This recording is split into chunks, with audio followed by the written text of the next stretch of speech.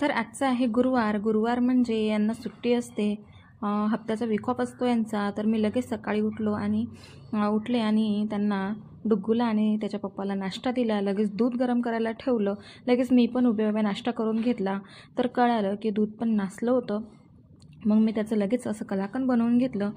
कलाकंद बनवल्याचं म्हणजे दूध नसलं तर ते फेकून दिल्यापेक्षा मला असं वाटतं की कलाकंद म्हणजे थोडंसं होतं त्याचं चांगलं आणि यांना पण आवडतं, म्हणून बघा किती छान झालं आहे। त्यांनी त्याचं कलाकंद बनवून घेतलं आणि याच्या पप्पाला खायला दिलं, त्यांना पण खूप आवडलं होतं। मी त्यांना विचारलं कसं झालं, तर ते बोलले की चांगलं झालं आणि त्यांनी खाल्लं। मग नंतर लगेच मी फ्रेश झाले आणि स्वयंपाकाला लागले। स्वयंपाकाला काय करावं तो पण खूप मोठा प्रश्न असतो, भाजीला काय करावं तो सर्वात मोठा प्रश्न असतो। तर मी ठरवलं की डाळ चिकोल्या करायच्या, म्हणजे डाळीतली फळं तुम्हाला माहीतच असेल।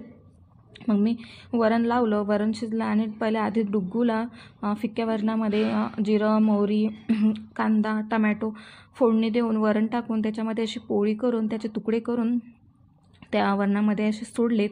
आणि म्हणजे डायरेक्ट जर पोळी लाटून टाकले ना तर ते असं एकदम मुरत नाहीत, पोळी करून टाकली ना चांगलं की ते चांगलं मुरतात आणि शिजतात पण चांगलं आणि डुग्गूला खायला पण सोपे जातं।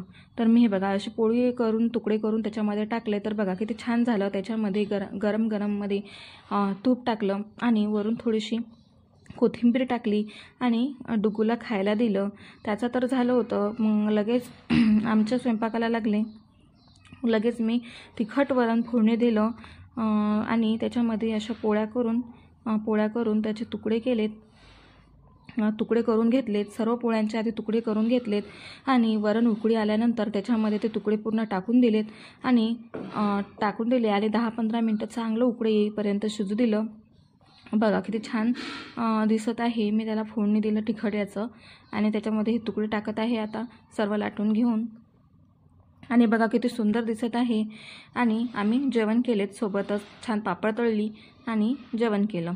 त्याच्यानंतर डुग्गूला झोपी घातल्यानंतर मी पण उरलेली कामं केली आणि थोडासा आराम केला। लगेच डुग्गू उठला, म्हणजे तो दुपारी जास्त झोपत नाही, 1-1.5 तास झोपतो आणि तोपर्यंत माझे कामेच पुरतात। मग त्याचं उठल्यानंतर 4-5 वाजतातच आणि यांना सुट्टी असते। मग यांना चहा पिण्याची इच्छा होते, एकतर पावसाचं वातावरण आहे तर चहा प्यायची इच्छा होते गरमागरम। तर मी चहा केला आणि दोघांनी चहा पिला। तर असा गेला माझा संध्याकाळपर्यंत दिवस।